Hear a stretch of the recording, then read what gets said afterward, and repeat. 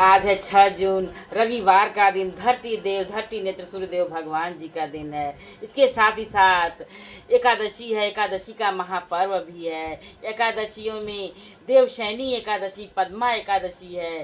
देवशयनी एकादशी महान एकादशी, एकादशियों में श्रेष्ठ एकादशी है, क्योंकि देवशयनी एकादशी के दिन है श्रीमन नारायण प्रभु जी जो है योग निद्रा में जाते हैं, शयन निद्रा में जाते हैं। योग शयनी एकादशी की जय हो।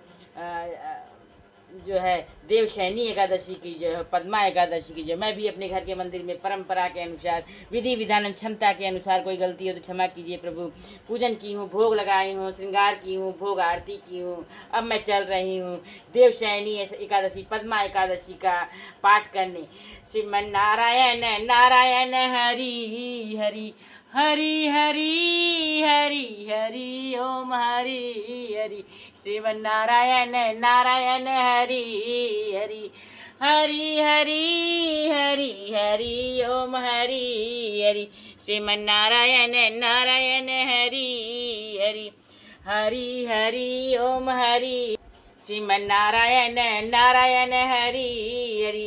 योग शयनी एकादशी की जय हो। श्रीमन नारायण प्रभु की जय हो। श्रीमन नारायण नारायण हरि हरि हरि हरि हरि हरि ओम हरि हरि। श्रीमन नारायण नारायण हरि हरि। श्री लक्ष्मी नारायण की जय हो। अथ देवशयनी पद्मा एकादशी महात्मा। धर्मराज युधिष्ठिर बोले कि हे भगवान, आषाढ़ मास के शुक्ल पक्ष की एकादशी का नाम क्या है? कौन से देवता की उस दिन पूजा होती है तथा उसकी क्या विधि है? सो सब विस्तार पूर्वक कहिए।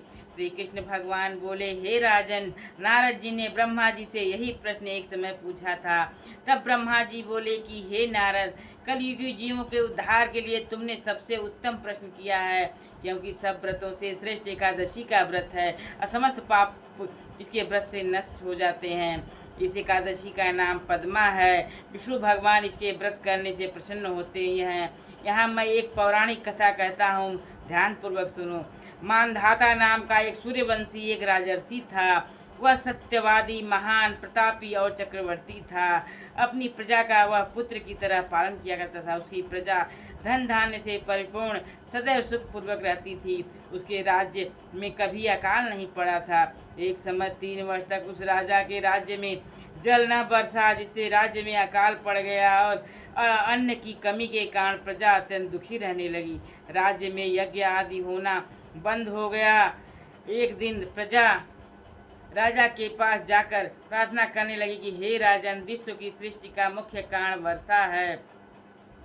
राज्य में वर्षा के अभाव से अकाल पड़ गया है और प्रजा अकाल से मर रही है। हे राजन, कोई ऐसा उपाय आप बताइए जिससे हम लोग को दुख दूर हो। राजा मानधाता इस पर बोले कि आप लोग ठीक कह रहे हैं, वर्षा से ही अन्न उत्पन्न होता है। आप लोग वर्षा के न होने से बहुत दुखी हैं।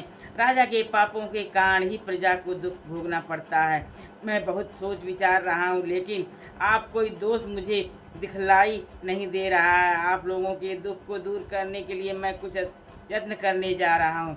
ऐसा कहकर भगवान की पूजा कर राजा मानधाता कुछ मुख्य आदमियों को साथ लेकर वन को चल दिए और वहाँ ऋषियों के आश्रमों में घूमते घूमते ब्रह्मा के पुत्र अंगिरा ऋषि के आश्रम में पर जा पहुँचे। राजा घोड़े से उस स्थान पर उतरा और आश्रम में आया। अभी मुनि नित्य कर्म से निवृत्त हुए थे। राजा ने उनके राजा उनके सम्मुख हो प्रणाम किया और मुनि ने आशीर्वाद दिया। तब ऋषि बोले, हे राजन, आप कुशलता पूर्वक तो हैं, आपकी प्रजा भी कुशलता पूर्वक होगी। इस स्थान पर आप कैसे आए हैं, सो कहिए। राजा बोले, हे महर्षि, 3 वर्ष से मेरे राज्य में वर्षा नहीं हो रही, इससे अकाल पड़ गया है और प्रजा महान दुख भोग रही है। राजा के पापों के प्रभाव से ही प्रजा को कष्ट मिलता है। शास्त्रों में ऐसा ही कहा गया है। मैं धर्मानुसार राज्य करता हूँ, फिर यह अकाल कैसे पड़ गया, इसका कारण मुझे अभी तक पता न लग सका। इसी से संदेह के निवारण के लिए अब मैं आपके पास आया हूँ। आप मेरे इस संदेह को कृपा कर दूर कीजिए और प्रजा के कष्ट को दूर करने के लिए कोई उपाय बतलाइए। वह ऋषि इस पर बोले, राजन, सब युगों से श्रेष्ठ यह सतयुग है। धर्म के चारों चरण इसमें सम्मिलित हैं, अर्थात इस युग में धर्म की सबसे अधिक उन्नति है। इस युग में ब्राह्मणों का तपस्या करना तथा वेद पढ़ना ही मुख्य अधिकार है, परंतु आपके राज्य में एक शूद्र इस युग में भी तपस्या कर रहा है। इसी दोष के कारण आपके राज्य में वर्षा नहीं हो रही है। प्रजा का भला यदि आपके राज्य में एक राजसी प्रवृत्ति का व्यक्ति तपस्या कर रहा है, इसी दोष के कारण आपके राज्य में वर्षा नहीं हो रही है। प्रजा का भला यदि आप चाहते हैं तो उस पापी को मार दीजिए। तब राजा बोले, हे मुनीश्वर, उस निरपराध तपस्या करने वाली को मैं नहीं मार सकता। इस दोष से छूटने का कोई अन्य उपाय आप बतलाइए। तब ऋषि बोले कि हे राजन, यदि तुम ऐसा ही चाहते हो तो आषाढ़ माह के शुक्ल पक्ष की पद्मा नाम की एक एकादशी का विधि पूर्वक व्रत करो। इस व्रत के प्रभाव से तुम्हारे राज्य में अवश्य वर्षा होगी और प्रजा सुख पावेगी, क्योंकि इस एकादशी का व्रत सब सिद्धियों को देने वाला, उपद्रवों को शांत करने वाला है। तुम प्रजा का सेवक व मंत्रियों आदि सहित इस एकादशी का व्रत करो। मुनि के इन वचनों को सुनकर राजा ने अपने नगर को वापिस आ विधि पूर्वक पद्मा एकादशी का व्रत किया। उस व्रत के प्रभाव से राज्य में वर्षा हुई और मनुष्यों को सुख पहुंचा।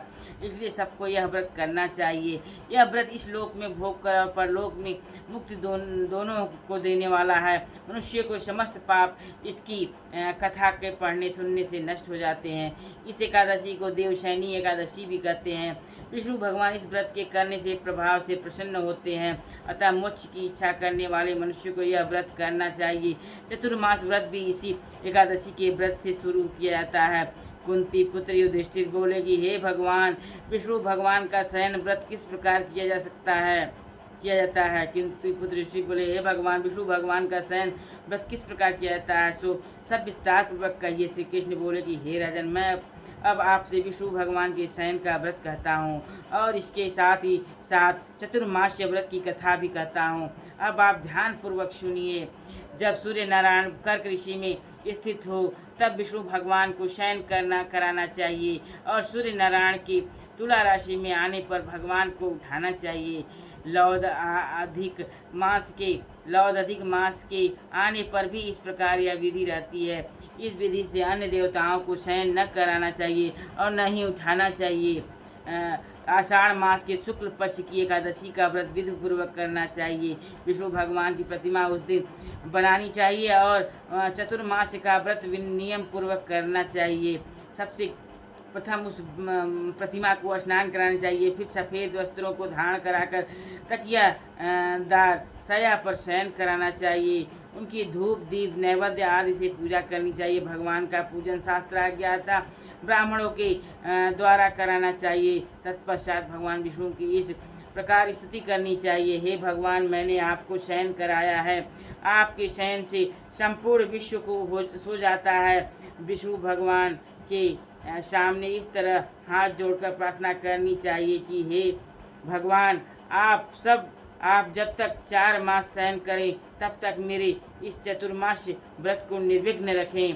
इस प्रकार विष्णु भगवान की स्तुति करके शुद्ध भाव से मनुष्य को दातुन आदि के नियम को ग्रहण करना चाहिए। विष्णु भगवान के व्रत को शुरू करने के 5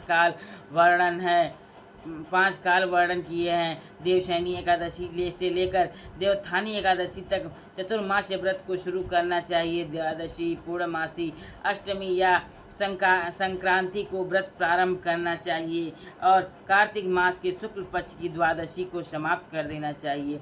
इसके व्रत से समस्त पाप नष्ट हो जाते हैं। इस व्रत को जो मनुष्य प्रतिवर्ष करते हैं वे सूर्य के समान दीप्यमान विमान पर बैठकर विष्णु लोक को जाते हैं। हे राजन, आप इसका पृथक पृथक फल सुनो। जो मनुष्य देव मंदिरों में रंगीन बेल बूटे बनाता है, 7 जन्म तक उसके से ब्राह्मण की योनि मिलती है। चातुर्मास के दिनों में जो मनुष्य विष्णु भगवान को दही, दूध, घी, शहद और मिश्री के द्वारा स्नान कराता है वह वैभवशाली होकर सुख भोगता है। श्रद्धापूर्वक भूमि, स्वर्ण और दक्षिणा आदि ब्राह्मणों को जो मनुष्य देता है वह स्वर्ग में जाकर इंद्र के समान सुख भोगता है। विष्णु भगवान की स्वर्ण की प्रतिमा बनाकर जो धूप दीप पुष्प नैवेद्य आदि से भगवान की पूजा करता है वह इंद्रलोक में जाकर अच्छे सुख भोगता है। चतुर्मास के अंदर नित्य प्रतिभा जो मनुष्य तुलसी दल भगवान को अर्पित करता है। चतुर्मास के अंदर नित्य प्रति जो मनुष्य तुलसी दल भगवान को अर्पित करता है या स्वर्ण की तुलसी अर्पित करता है, वह विष्णु लोक को स्वर्ण के विमान पर बैठ कर जाता है। जो मनुष्य विष्णु भगवान की धूप दीप से पूजा करते हैं उनको अनंत संपत्ति मिलती है। जो मनुष्य इस एकादशी से कार्तिक के महीने तक अश्वत्थ वृक्ष और विष्णु की पूजा करते हैं उनको विष्णु लोक की प्राप्ति होती है। जो मनुष्य इस चतुर्मास व्रत में संध्या के समय देवताओं तथा ब्राह्मणों को दीप दान करते हैं तथा सोने के काम के वस्त्र ब्राह्मणों को देते हैं वे विष्णु लोक को जाते हैं। जो मनुष्य भक्तिपूर्वक भगवान का चरणामृत लेते हैं इस संसार में आवागमन के चक्र से वह छूट जाते हैं। जो विष्णु मंदिर में नित्य प्रति 108 बार गायत्री मंत्र का जाप करते हैं वह पापों में लिप्त नहीं होते हैं। पुराण तथा धर्मशास्त्र को जो मनुष्य सुनते हैं और वेद पाठी ब्राह्मणों को वस्त्रों तथा स्वर्ण सहित उसका दान करते हैं वे दानी धनी ज्ञानी और कीर्तिमान होते हैं। विष्णु भगवान या शिव जी का स्वर्ण जो मनुष्य करते हैं और अंत में उनकी प्रतिमा दान करते हैं वह पापों से रहित होकर गुणवान बनते हैं। सूर्य नारायण को जो मनुष्य अर्घ देते हैं और समाप्ति में स्वर्ण वस्त्र गौदान करते हैं उनकी पूरी आयु की स्वस्थ देह प्राप्त होती है तथा कीर्ति धन और बल पाते हैं। जो मनुष्य चतुर्मास में गायत्री मंत्र द्वारा तिल से होम करते हैं तिल का दान करते हैं चतुर्मास समाप्त हो जाने पर करते हैं उनकी समस्त पाप नष्ट हो जाते हैं और उन्हें नियोग शरीर मिलता है तथा सुपात्र संतान होती है। चतुर्मास व्रत में जो मनुष्य अन्न से होम करते हैं और व्रत समाप्त हो जाने पर घी घड़ा और वस्त्रों को दान करते हैं वे ऐश्वर्यशाली होते हैं तथा ब्रह्मा के समान भोग भोगते हैं। जो अश्वत्थ वृक्ष की पूजा करते हैं तथा अंत में स्वर्ण सहित वस्त्रों का दान करते हैं उनके समस्त पाप नष्ट हो जाते हैं। तुलसी जी को जो मनुष्य धारण करते हैं तथा विष्णु भगवान के निमित्त अन्न में ब्राह्मणों को दान करते हैं वह विष्णु लोक जाते हैं। चतुर्मास व्रत में जो मनुष्य भगवान के शयन के उपरांत उनके मस्तक पर नित्य प्रति दूब चढ़ाते हैं अंत में स्वर्ण का दुर्वा दान करते हैं तथा दान देते समय इस प्रकार जो स्तुति करते हैं वे दुर्वे इस पृथ्वी पर जिस भांति तुम शाखाओं और प्रशाखाओं सहित फैली हुई हो उसी प्रकार मुझे भी अजर अमर संतान दो। ऐसा करने वाले मनुष्यों के सब पाप छूट जाते हैं और अंत में स्वर्ग को जाते हैं। जो शिव जी या विष्णु भगवान के देवालय में गान करते हैं उन्हें रात्रि जागरण का फल मिलता है। चतुर्मास्य व्रत जो मनुष्य करते हैं उनको उत्तम ध्वनि वाला घंटा दान करना चाहिए। उसको घंटा दान करने के उपरांत भगवान की स्तुति इस प्रकार करनी चाहिए। हे भगवान, हे जगतपति, पापों का नाश करने वाले आप हैं। आप मेरे करने योग्य कार्यों को न करने योग्य कार्यों को करने से जो पाप उत्पन्न है उनको नष्ट कीजिए। जो चतुर्मास्य व्रत के अंदर नित्य प्रति ब्राह्मणों का चरणामृत करते हैं वे समस्त पापों तथा दुखों से छूट जाते हैं और वे आयुवान लक्ष्मीवान होते हैं। चतुर्मास्य व्रत के समाप्त हो जाने के बाद जो गौदान करना चाहिए, यदि गौदान न कर सके तो वस्त्र दान अवश्य करना चाहिए। जो ब्राह्मणों को नित्य प्रति नमस्कार करते हैं उनकी जीवन सफल हो जाता है और समस्त पापों से छूट जाते हैं। जो चातुर्मास्य व्रत की समाप्ति में ब्राह्मणों को भोजन कराते हैं उनकी आयु तथा धन की वृद्धि होती है। अलंकार दक्षिणा सहित जो मनुष्य बछड़े वाली कपिला गाय वेद पाठी ब्राह्मण को दान करते हैं वह चक्रवर्ती आयुवान राजा होते हैं और प्रलय के अंत तक स्वर्ग लोक में इंद्र के समान राज्य करते हैं। सूर्य भगवान तथा गणेश जी को जो मनुष्य नित्य नमस्कार करते हैं उनकी आयु तथा लक्ष्मी बढ़ती है और यदि गणेश जी प्रसन्न हो जाएं तो मनवांछित फल देते हैं। गणेश जी और सूर्य की प्रतिमा ब्राह्मण को देने से सब कार्यों की सिद्धि होती है। दोनों ऋतुओं में जो मनुष्य महान देवी जी की प्रसन्नता के लिए रूपा दान करते हैं या जो प्रतिदिन तिल और वस्त्रों के साथ तांबे का पात्र दान करते हैं उनके यहाँ स्वस्थ सुंदर और शिव भक्त पुत्र रत्न उत्पन्न होता है। चतुर्मास्य व्रत की समाप्ति पर चांदी का पात्र अथवा तांबा का पात्र गुड़ और तिल के साथ दान करना चाहिए। विष्णु भगवान की शयन करने के उपरांत जो मनुष्य यथाशक्ति वस्त्र और तिल के साथ स्वर्ण दान करते हैं उनके समस्त पाप नष्ट हो जाते हैं। इस लोक में भोग तथा परलोक के मोक्ष दोनों प्राप्त होते हैं। ब्राह्मणों की धूप पुष्प से जो भी मनुष्य पूजा करते हैं, अन्न वस्त्र दान तथा चतुर्मास्य व्रत के समाप्त होने पर शय दान करते हैं उसको अच्छे सुख मिलता है और कुबेर के समान धनवान होते हैं। जो वर्षा ऋतु में गोपी चंदन देते हैं उस पर भगवान प्रसन्न होते हैं और वे इस लोक में भोग तथा परलोक में मुक्ति पाते हैं। चातुर्मास्य व्रत में जो भगवान के शयन करने पर गुड़ अथवा शक्कर का दान कर देते हैं उन्हें व्रत के समाप्त हो जाने पर इस प्रकार उद्यापन करना चाहिए।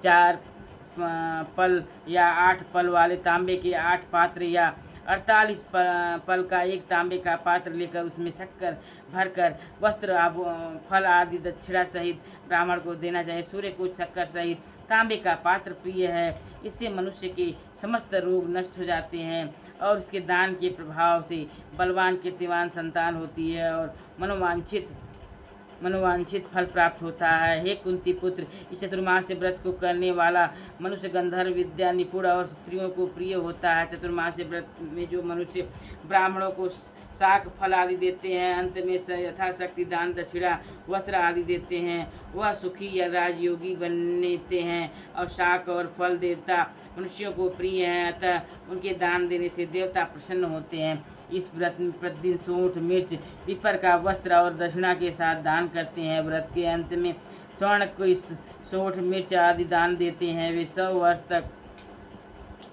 जीते हैं, अंत में स्वर्ग को जाते हैं। बुद्धिमान ब्राह्मण को जो मनुष्य मोती का दान देते हैं मोती का दान करता है वह कीर्ति को प्राप्त होता है। इस व्रत में तम्बाकू का दान जो मनुष्य करते हैं तो तम्बाकू खाना छोड़ देते हैं और अंत में लाल वस्त्र ब्राह्मण को दान करते हैं, वह अगले जन्म में सौंदर्यशाली बनते हैं और निरोगी बुद्धिमान भाग्यवान सुंदर वाणी वाले होते हैं। तम्बाकू के दान से इस लोक में गंधर्व विद्या में निपुण और परलोक में स्वर्ग मिलता है। तम्बाकू लक्ष्मी और मंगल प्रदान करती है, इसके दान से देवता प्रसन्न होते हैं और अनंत धन देते हैं। जो मनुष्य इस व्रत में लक्ष्मी जी या पार्वती की प्रसन्नता के लिए हल्दी का दान करते हैं, अंत में वे चांदी के पात्र में हल्दी रखकर दान देते हैं। स्त्रियां अपने पति के साथ पति अपनी स्त्री के साथ सुख भोगते हैं, इससे उन्हें सौभाग्य अच्छे धन तथा सुपात्र संतान मिलती है और देवलोक में उनकी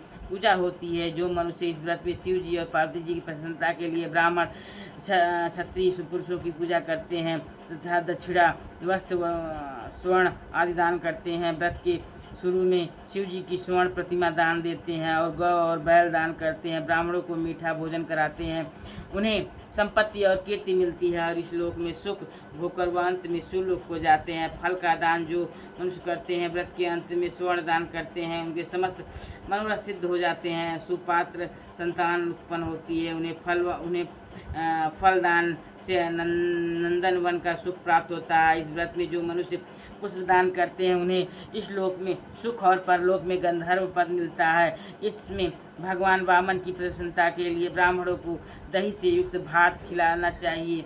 यदि यह नित्य न हो सके तो अमावस्या पूर्णमासी और प्रत्येक रविवार या शुक्रवार को खिलाना चाहिए। इस व्रत की समाप्ति पर भूमि का दान करना चाहिए। यदि भूमि दान न हो सके तो वस्त्र स्वर्ण से युक्त पादुका दान करनी चाहिए। इस लोक में ऐसा करने से धन धान्य पुत्र तथा विष्णु भक्ति मिलती है और अंत में विष्णु लोक को जाते हैं। वस्त्र तथा आभूषण सहित जो मनुष्य बछड़ा सहित गौ का दान करते हैं वह इस लोक में ज्ञानी और किसी के सेवक नहीं बनते हैं और अंत में पितरों के साथ अनंत सुख ब्रह्मलोक में जाकर प्राप्त करते हैं। जो मनुष्य चातुर्मास्य व्रत में प्रजापत्य व्रत करते हैं, समाप्ति में गौदान करते हैं और ब्राह्मणों को भोजन कराते हैं, वह समस्त पापों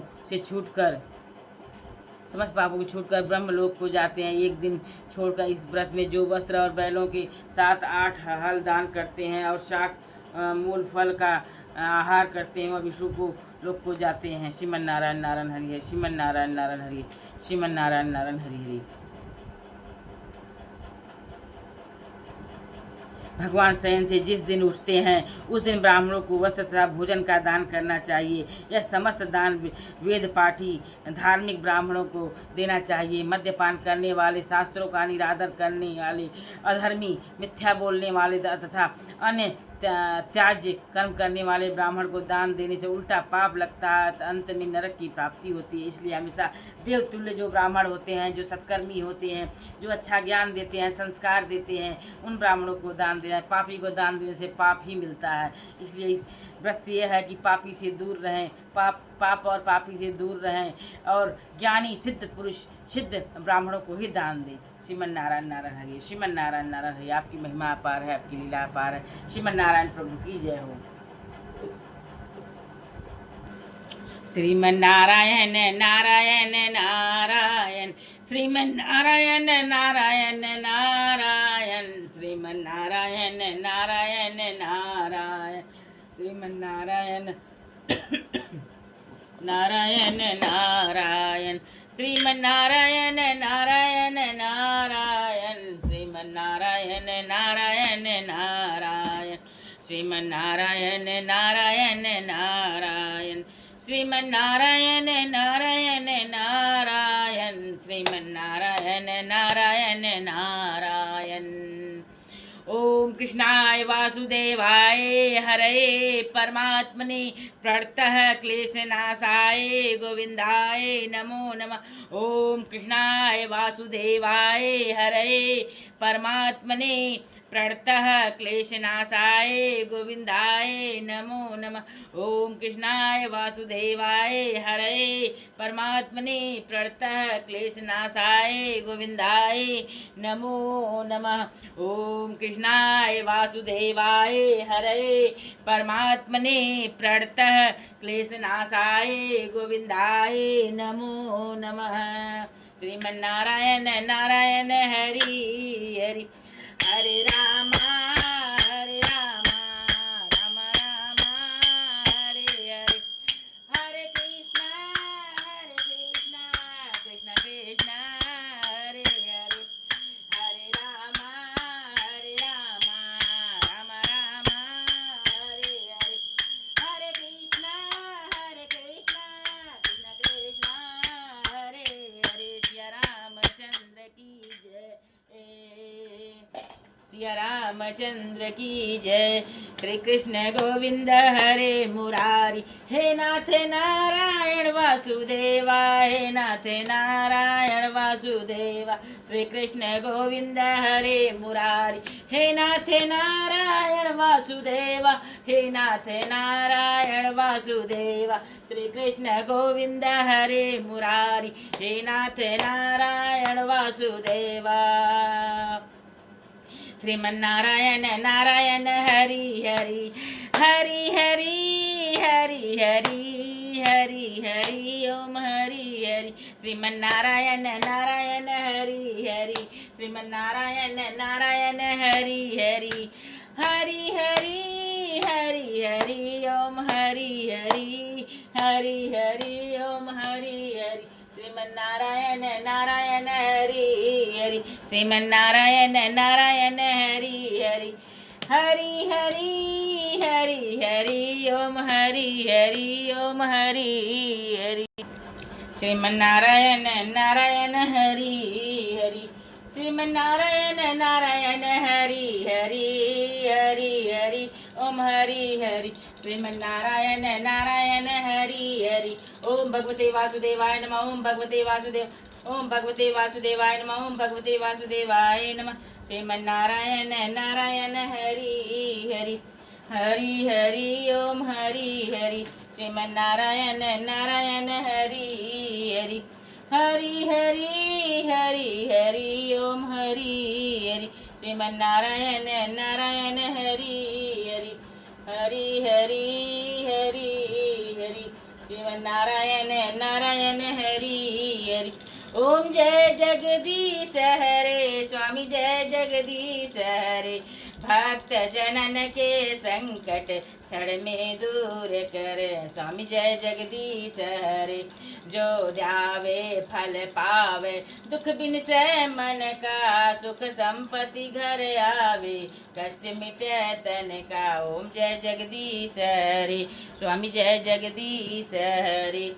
श्री सीताराम जी की आरती उतारू हे सखी। राजा राम जी की आरती उतारू हे सखी। श्री सीता राम जी की आरती उतारू हे सखी। रघुनंदन राघव राजा राम जी की आरती उतारू हे सखी। श्री सीता राम जी की आरती उतारू हे सखी। श्री सीता राम जी की आरती उतारू हे सखी। श्री सीता राम जी की आरती उतारू हे सखी। श्री सिया राम जी की आरती उतारू।